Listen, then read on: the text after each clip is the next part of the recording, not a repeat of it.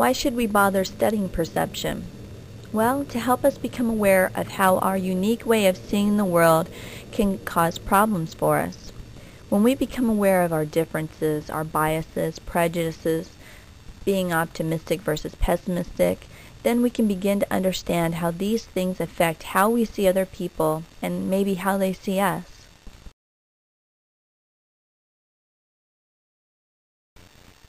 We're all confined to the internal borders of our minds. What exactly does that mean? It means we're programmed to think inside of a box, and this box is the world as we see it. And we've been conditioned to think inside of this box for years and years. Depending on how old you are, those walls can be pretty strong. And anything that's outside of this box doesn't make any sense to us. We can't understand it unless we work pretty hard. I think we all like to imagine that we always have all the information that we need, but we can't possibly. That's why you can have two people see the same situation completely differently.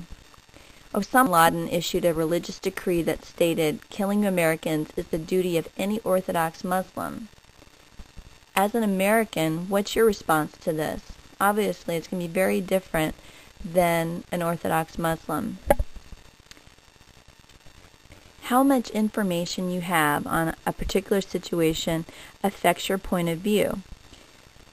Here's an example taken out of your text.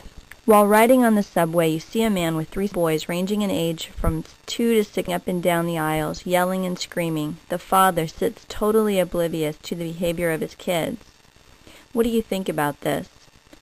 Are you angry, a little irritated? What about if you had the information that they are on their way home from the hospital where his wife died after weeks of suffering from cancer?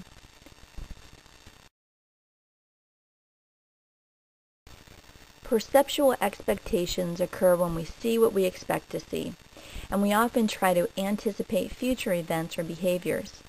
But what's the problem with taking first impressions at face value?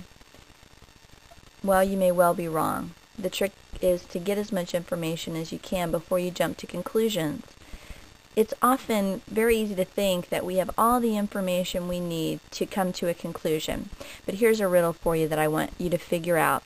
My husband is a remodeling contractor, and I told him that we need more light in our kitchen, so I wanted him to put in some new windows. I'm home from work, and there's new windows in our kitchen and lots more light.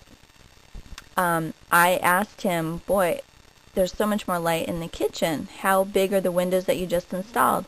And he said they're 3 feet tall by 3 feet wide. And I said, well, how big were the windows that you took out? And he said, oh, those old ones, those were 3 feet tall by 3 feet wide. And I said, but there's so much more light. How is that possible?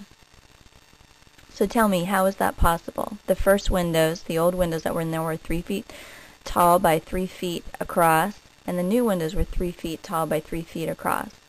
Well, the old windows happen to be round, and the new windows happen to be square. If you draw this out, it makes it a little bit easier to imagine. In thinking about perception, selection is very important. Intensity and/or repetition increase the chances of data being selected. Basically, you're going to pay attention to information that shocks you or that you're hit with on a consistent basis. That's why you see the same commercial over and over. People are hit with a ton of information on a daily basis, and we only select what's important to us. At the New York Stock Exchange, brokers wear bright yellow jackets and orange ties, and they yell as loudly as possible. Why do they do this? They're intense in every way. Their voices are loud, their clothes are loud, so they'll have a better chance of being heard and recognized. I heard on the radio and you thought, I just heard that. They're playing it over because it works. How many times background music that you play while you're cleaning the house? You tune it out unless it's loud or it starts to skip, right? Have you ever played an album or a CD and it starts to skip? It's that idea of repetition. You start to pay attention to it. For those of you who have children, does it get your attention when you hear over and over, Mommy, mommy, mommy, mommy, daddy, daddy, daddy. It's that idea of repetition.